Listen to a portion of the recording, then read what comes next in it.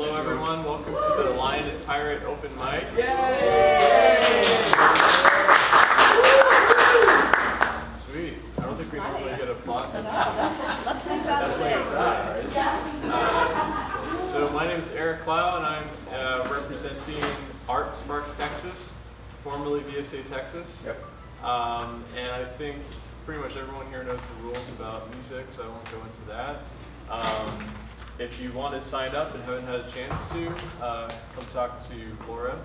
We generally do 5 to 7 minutes for written stuff and a little longer for music, but we might have time for an encore round at the end, possibly. Yeah. So, all right, that's my part. So my part is I'm Laura with the Coalition of Texans with Disabilities and the Pen to Paper Creative Writing Contest, which I co-coordinate with Susie. A word on Pen to Paper, it is a disability-focused effort. Our deadline was in August. We got like a gazillion entries, so we're still wading our way through them. There's a lot of really wonderful stuff. We have just posted our fiction finalists on our website. So go check those out if you want to read some neat stories by and about people with disabilities.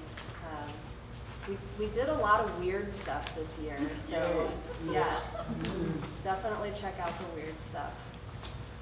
Yeah, I think that will be all that I'll say about that. Cool. Okay, so first things first, we have Chris Billings. Yay, Chris!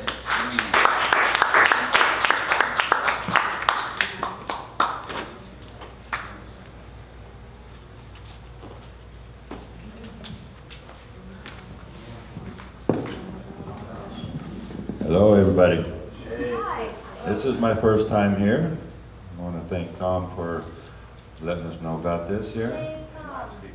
So here we go. It's called Where We Are. There are some marching for a just cause, others marching just because, and others who don't really care to march at all. There are some who feel marching isn't necessary, others who feel it shouldn't be necessary, and others who don't really care either way. This is where we are today. There are some born with privilege, others who deny that privilege exists, others who don't give it a second thought. There are some who feel born with privilege, cannot understand. There are some who feel those born with privilege cannot understand the struggles of those born without, and therefore do not belong in the march. There are others who recognize that some born with privilege truly are trying to understand the struggles and welcome them to walk alongside in the march. And there are others still who scoff at them all.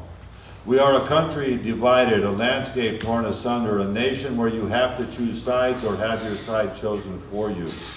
There are those on both sides of the divide so caught up in the daily fight that they cannot or will not see anything or hear anything other than what they want to see or hear. There are those on both sides of the divide so blinded by their passion for the fight that they cannot or will not recognize those in the middle trying to bring both sides together.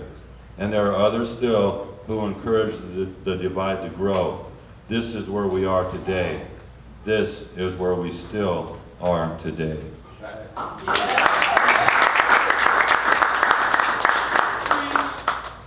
A while back, this is called Harold's Garden. It's written for Harold Rodinsky. He was a Sun poet and also involved in a lot of the poetry aspects in San Antonio. He died a few months back, well, about a year ago now already. It's called Harold's Garden.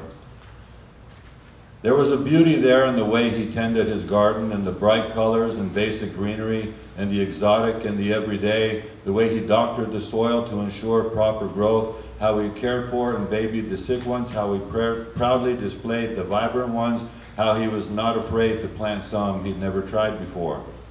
There was beauty there even when there was loss, for he tended his garden with care. He was not afraid to plant and replant, knew when to pot and repot, knew just how much or how little watering was needed, which visitors were welcome, which ones needed to be pulled. He tended his garden daily, worked his craft diligently, grew wondrous works of art alongside the basic and the simple. His garden was his passion. We must tend the garden now that the gardener is gone. We must keep the garden alive, for the poet will plant no more. Yeah. Okay, one more. This one's called Sitting in the Coffee Shop Thinking About the Way of Things Blues.